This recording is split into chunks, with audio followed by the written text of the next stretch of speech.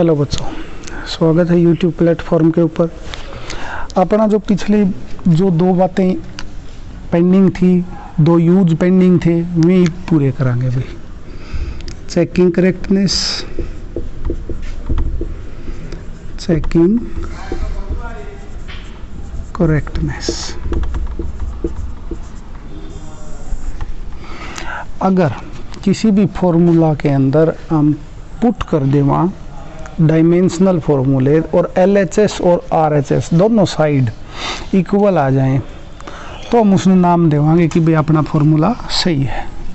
जैसे कि इसी को इन सब को एग्जांपल के थ्रू समझते हैं भाई। जैसे S is equal to UT plus of AT square, यह इक्वेशन पढ़ी थी हमने, सेकंड इक्वेशन ऑफ मोशन है। S is equal to UT plus half AT square. S का मतलब डिस्प्लेसमेंट, डिस्प्लेसमेंट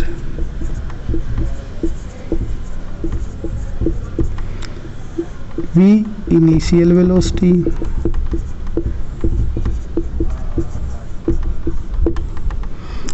T टाइम, यहाँ जो T है वो भी टाइम, A एक्सेलरेशन। ये गिवन है, हमें बताओ कि फॉर्मूला ठीक है या गलत है। तो देखो फॉर्मूला के अंदर देखते हैं हम भाई, S डिस्प्लेसमेंट है तो एक बार लेफ्ट हैंड साइड ले लेते हैं भाई। डिस्प्लेसमेंट है, डिस्प्लेसमेंट का फॉर्मूला होता है m0 L1 T0। Simple length है डिस्प्लेसमेंट। तो अब RHS ले लेते हैं भाई, right hand side UT plus of AT का स्क्वायर। U का फॉर्मूला वेलोसिटी है, वेलोसिटी का फॉर्मूला होता है भाई m0 L1 T-1। टाइम का फॉर्मूला होता है m0 L0 T1 plus of का कोई भी डायमेंशन फॉर्मूला नहीं होता, इसलिए इसको यहाँ पर छोड़ देते हैं भाई। एक्सेलरेशन का फॉर्मूला होता है m0 L1 T-2। टाइम का स्क्वायर है तो T1 का स्क्वायर। स्क्वायर का मतलब पावर के ऊपर पावर, यानी कि अंदर गुणा कर दी तो T का स्क्वायर। सोल्व करो इसको। m की पावर 0, यहाँ भी 0 तो m की पावर 0। l की पावर 1, यहाँ 0, l की पावर 1। t की पावर -1 प्लस 1 खत्म हो गई, t की पावर 0। आपका कोई रोल ही नहीं है तो आपको छोड़ दिया। m0 यहाँ है ही नहीं, m0। L1 आगे नहीं है, इसका मतलब 0 है तो L1। t-2 प्लस 2 खत्म हो गई। लेंथ में लेंथ जोड़ोगे तो लेंथ, घटाओगे तो भी लेंथ, यानी कि फॉर्मूला आ गया m0 L1 T0। ये भी सेम है, यानी कि LHS इक्वल टू RHS और दोनों साइड हैं तो फॉर्मूला क्या है भाई, करेक्ट है। Formula is correct. तो इस तरह से हम फॉर्मूला की क्या कर सकते हैं भाई, करेक्टनेस को चेक कर सकते हैं। तो एक दो एक्सरसाइज के लिए लिख लेते हैं हम, आप सभी करके देखना एक बार कि भाई एक्सरसाइज होती है हमसे या नहीं होती। V² प्लस U² 2AS, ये वेलोसिटी है, A एक्सेलरेशन है, S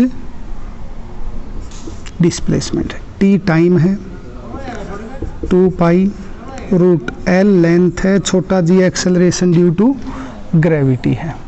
तो इस तरह से ये दो क्वेश्चन हैं, ये आप सोल्व करके देखना। एक और लिख लेते हैं, फोर्स है mv divide by time, mass velocity time.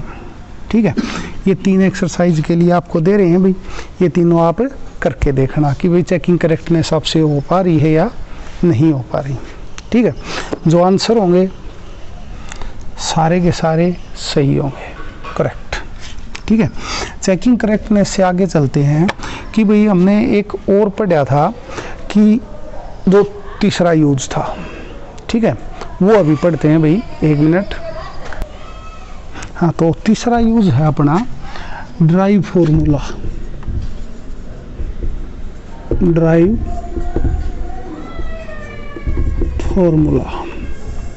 Formula को क्या करके दिखाना, ड्राइव। अगर हमें ये पता है कि कोई भी क्वांटिटी है वो डिपेंड करती है किन्हीं क्वांटिटीज़ के ऊपर, तो उन क्वांटिटीज़ के यूज से हम क्या ड्राइव कर सकते हैं, फॉर्मूला। एक एग्जांपल देखते हैं। टाइम है वो डिपेंड करता है, तो डिपेंड करता है तो हम लिख देते हैं भाई डायरेक्टली प्रोपोर्शनल। डिपेंड करता है लेंथ और एक्सेलरेशन ड्यू टू ग्रेविटी के ऊपर, ठीक है। जैसे 2 टर्म है हमारे पास, 3 हो सकती हैं, 2 हो सकती हैं, तो वो कैसे लिखोगे कि टाइम है डायरेक्टली प्रोपोर्शनल टू लेंथ को L से डिनोट कर दिया power A, acceleration due to gravity को G से डिनोट कर दिया पावर B। इसमें जो होता है भाई वो एक प्रिंसिपल यूज करते हैं हम, जिसको नाम दिया जाता है principle of homogeneity. Principle of homogeneity. ये जो प्रिंसिपल है भाई ये बताता है कि जो लेफ्ट हैंड साइड में जो पावर्स हैं मास लेंथ टाइम की फॉर्मूला के अंदर, वही पावर किस में होंगी, राइट हैंड साइड में। अगर बीच में क्या है, इक्वल का साइन है, ठीक है।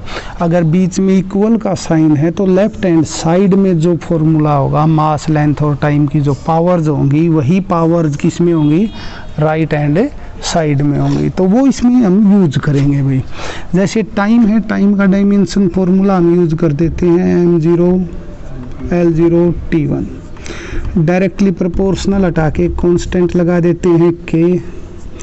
लेंथ का फॉर्मूला पुट कर देते हैं L1 पावर a। एक्सेलरेशन का फॉर्मूला पुट कर देते हैं m0 L1 T-2 power b। और जो कांस्टेंट होता है ये डायमेंशन लेस कांस्टेंट होता है, इसका आगे कोई रोल नहीं होगा, इसको हम क्या कर सकते हैं, छोड़ सकते हैं भाई। तो अब आगे m0 L0 T1, इस साइड पावर के ऊपर पावर मल्टीप्लाई कर दो, L की पावर a T की पावर 0, m0 L की पावर b T की पावर -2b, ठीक है। अब दोनों तरफ ये 2 हैं तो 1 करो, 1 कर दिया तो m0 L की power a plus b T की पावर -2b। उस तरफ है हमारे पास m0 L0 T1। अब जो ये हो गए तो प्रिंसिपल ऑफ होमोजेनिटी अप्लाई किया, तो m की पावर 0 है तो 0 है, a प्लस b है तो 0 है, यानी कि a प्लस b की वैल्यू कितनी होगी, 0। -2b है तो 1, -2b है तो 1, तो यानी कि b की वैल्यू -1/2। तो यहाँ पर a -1/2 वैल्यू पुट कर दी तो a की वैल्यू आ गई 1/2। ये दोनों वैल्यू ऊपर पुट कर देते हैं भाई। तो टाइम की वैल्यू हमारे पास क्या बन जाएगी भाई, time directly proportional to length की पावर हाफ, जी की पावर -हाफ, माइनस का मतलब डिवीजन L/G, और हाफ का मतलब रूट। डायरेक्टली प्रोपोर्शनल हटाएंगे तो कांस्टेंट लगा दो।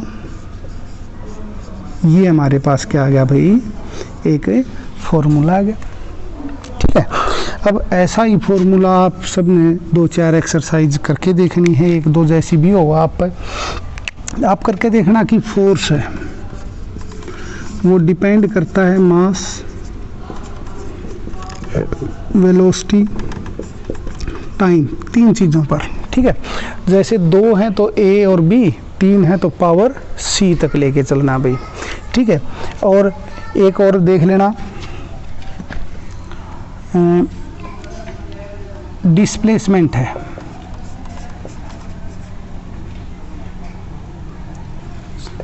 डिस्प्लेसमेंट है, वो वेलोसिटी और टाइम पर डिपेंड करता है भाई, वेलोसिटी और टाइम पर डिपेंड करता है। तो ये दो एक्सरसाइज आप एक बार करके देखना, अगर कोई डाउट आ रहा है तो आप पूछ भी सको, ठीक है। इसी में एक छोटा सा टॉपिक और डिस्कस करा हम कि लिमिट्स होती हैं डायमेंशनल एनालिसिस की, उस लिमिट्स के बारे में पढ़ाएंगे। लिमिट में जो पहली लिमिट है वो देखो, ये जो डायमेंशन है वो नहीं बता हुआ कि हमारी जो क्वांटिटी है वो स्केलर है या वेक्टर है। दूसरी लिमिट, अब जैसे ये k आ गया हमारे पास, डायमेंशनलेस क्वांटिटी है ये, इसके बारे में ये कोई वैल्यू नहीं बताएगा कि इसकी वैल्यू कितनी होगी और क्या होगी। जैसे अगर हम इसको आगे एक्सपेरिमेंटल करें तो k की वैल्यू 2 पाई मिलती है हमें, लेकिन ये 2 पाई के बारे में कुछ भी डिस्कस हमारे साथ नहीं करेगा भाई। अगली, अगर किसी भी साइड एक पार्ट से ज़्यादा पार्ट है, जैसे कि हमने एक बार पीछे इक्वेशन पढ़ी थी कि s इज इक्वल टू, कहाँ लिखे भाई, ऊपर लिख लेते हैं, s is equal to ut plus half at square. ऐसे फॉर्मूला हम ड्राइव नहीं कर सकते। अगर बीच में एक साइड एक से ज़्यादा पार्ट हैं, बीच में प्लस और माइनस का साइन है, तो हम उसको ड्राइव, फॉर्मूला है वो ड्राइव नहीं कर सकते। दूसरी बात, चेकिंग करेक्टनेस के दौरान अगर यहाँ प्लस की जगह माइनस कर दिया जाए तो भी ये हमें नहीं बताएगा कि गलत है। यानी कि जो एक से ज़्यादा पार्ट अगर किसी साइड हो गए तो डायमेंशन का यूज करो या ना करो, वो क्या है, एक जैसा है, सही से इंफॉर्मेशन हमें प्रोवाइड नहीं करवा सकता। लास्ट, लॉगरिथम है, ट्रिग्नोमेट्रिक फंक्शन है, उनके बारे में जैसे कि log ऑफ 10 दे दिया, log ऑफ बेस E10, ठीक है, साइन थीटा कोस थीटा दे दिए, ट्रिग्नोमेट्रिक फंक्शन टेंजेंट थीटा दे दिया, इनके बारे में डायमेंशन कुछ भी नहीं बताता भी। तो डायमेंशन का अपना टॉपिक ख़त्म होता है। आगे 1-2 लेक्चर के 2 लेक्चर होंगे शायद, या ज़्यादा होंगे तो 3 होंगे, तो वो 2-3 लेक्चर होंगे जो एरर के ऊपर होंगे और फिर हमारी पहली यूनिट कंप्लीट हो जाएगी। तब तक पढ़ते रहो, कोरोना से बचो। धन्यवाद।